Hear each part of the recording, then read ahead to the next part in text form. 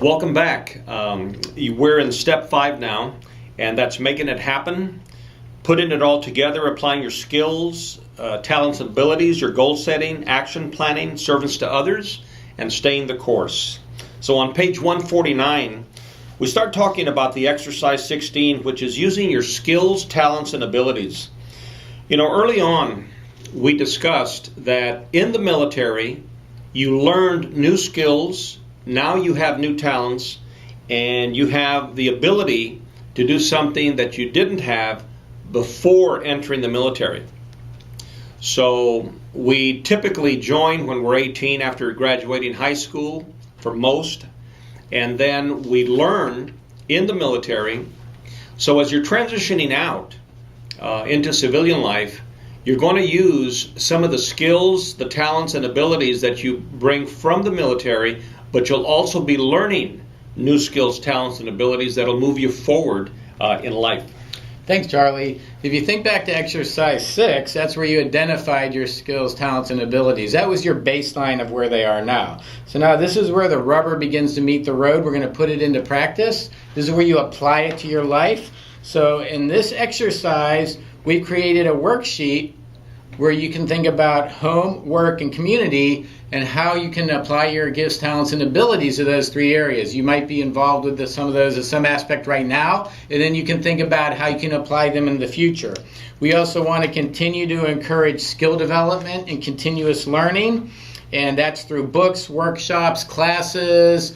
Remember the Mastermind Alliance, getting together with your network, with your mentors, with your friends. So if you really think about all of the exercises from exercise 1 up until this exercise, you have a very, very strong foundation of the holistic parts of your life. We're talking about learning, we're talking about health, finance, just everything you can think of as we now get into the application phase. You know, one of the things also, thank you, Rich, one of the things I want to remind us about, and early on in other discussions that we've had, we asked you to think about the iceberg that floats in the ocean.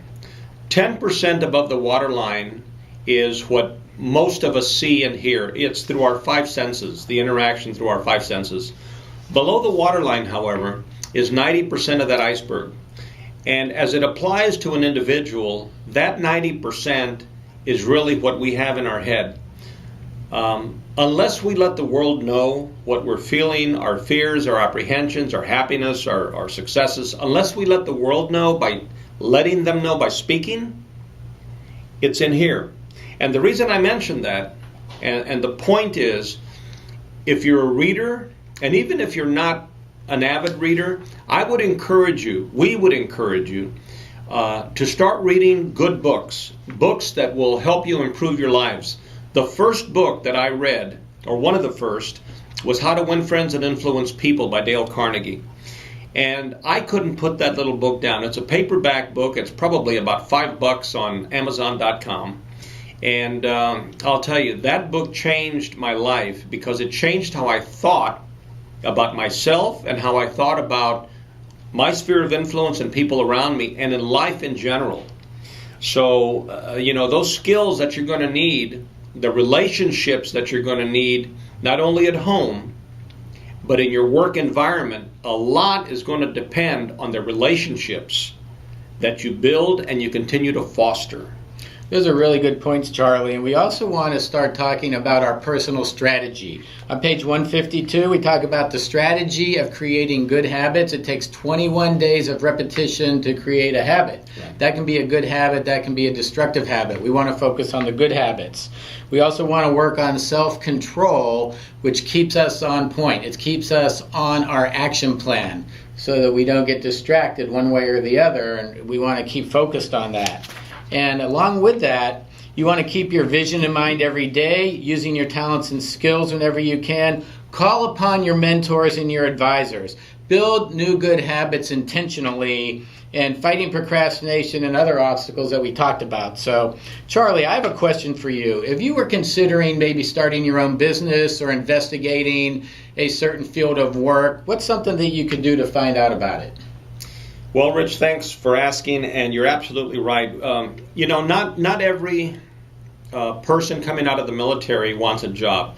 There are many military people, every rank, going up and down the rank system, that wanted to start their own business.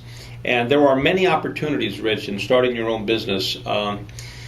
If you don't know what it takes to get into business, but you have that desire to get into business, you might want to find someone in the industry that you're interested in, meet them, talk to them. Now make sure that they're successful, obviously, because many people have opinions. And many people that have lost businesses, that didn't know how to run businesses, will tell you, oh, you know what, stay away from that. That's terrible. Well, we're not talking about the failures in business. Get someone that is successful. You know, Jim Rohn, a financial guru, many years ago said, find a millionaire and take him to lunch. Because the crumbs that they leave behind could be very, very beneficial and bring value to your life. And the guy in the audience said, why should I take the millionaire to lunch? He's the millionaire. He ought to take me to lunch. Well, they missed the point, right? So another thing that you can do is there's an organization called SCORE. It's an acronym. The Senior Corps of Executives, retired executives. They're in every major city in America. And what they do is senior executives that are now retired volunteer their time to coach and mentor you in a variety of industries, and it's free. All you have to do is Google SCORE, S-C-O-R-E, and you'll find a SCORE office in your area. Now, when it comes to business, you've got traditional business and you've got non-traditional business. Traditional business is brick and mortar. Let's say you have a barber shop, or you have a cafeteria, or you have a luxury store, or you have a clothing store. That's brick and mortar.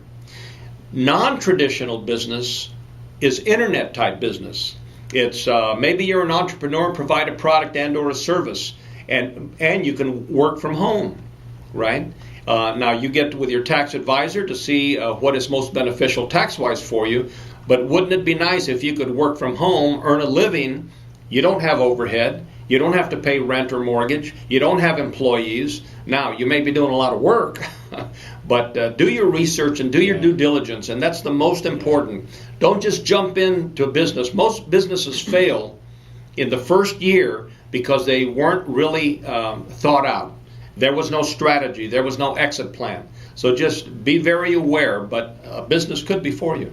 These are really good strategies, Charlie, and we really want you to do your due diligence. We don't want you to go down a path of something that you're going to regret. A friend of mine thought he always wanted to own an ice cream store. He was retired military, and he actually went in and invested in a nice ice cream store, and it was the worst mistake of his life. It wasn't anything like he thought it was going to be, and what he told me is, I wish I would have talked to somebody that already owned a store or actually got a part-time job in an ice cream store to see what the reality was with that business. So I always encourage people, if it's something like that where you can get a job, part-time job in it, or maybe you can volunteer or get an internship in a company, go in and check it out first. You know, see what's underneath the waterline within that business to see if that aspect of running the business really is in line with your passions, because it may not be. So you want to be very circumspect. You want to be very wise. You want to really tap into that network with that.